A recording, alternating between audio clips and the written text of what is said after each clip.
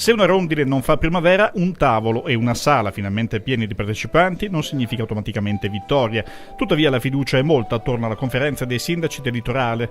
Un litorale veneto, una cosa unica da Bibbione a Portoviro. Idea spinta da tanti anni ma che gli orticelli curati in proprio finora avevano impedito. So per certo che se questo accordo fosse stato fatto 15 anni fa, a quest'ora avremmo un volto diverso delle località, perché avremmo impattato sulla grande speculazione immobiliare fino agli anni 2007-2008 in modo diverso. Avremmo orientato le spiagge in modo diverso e saremmo uno dei protagonisti del turismo mondiale, come può essere per esempio la Florida, la Costa del Sol, la Costa Brava, i grandi attrattori turistici. La Regione Veneto avrà la regia complessiva dell'iniziativa. Con linee che possono essere di spesa dalla comunità europea, quindi con la compartecipazione a fondi europei, ma anche, perché no, a spesa corrente che la Regione intende impegnare per questo tipo di problematiche, e quindi si crea un trade union fra il litorale, fra i sindaci, fra le comunità e gli operatori turistici e la Regione, per rendere ancora più omogenea questa famiglia che ha problematiche comuni.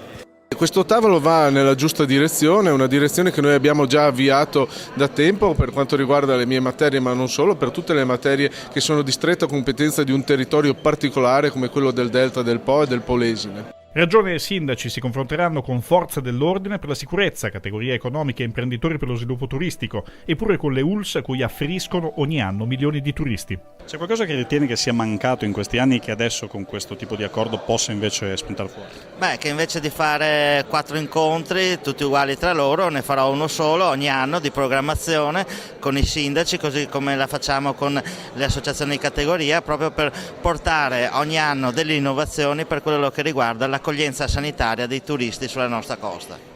Ma è affidata ai sindaci la spinta propulsiva. 10 sono i comuni coinvolti: San Michele Tagliamento, che vuol dire Bibbione, e poi Jesolo, Caorle, Eraclea, Cavallino Treporti, Venezia per il suo lido, Chioggia e le 3 spiagge polesane di Rosolina, Portotolle e Portoviro. Il coordinatore è Pasqualino Codognotto.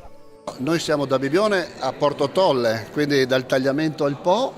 Noi siamo addirittura aperti, nel senso che se domani mattina le regioni dovessero chiederci perché non lavorare ad esempio nell'Alto Adriatico, faccio solo un esempio, sul MED, sui programmi operativi regionali, sull'Italia-Croazia, c'è bisogno di avere progetti di altissima qualità e avere anche risorse pronte per mettere la parte che spetta agli enti locali.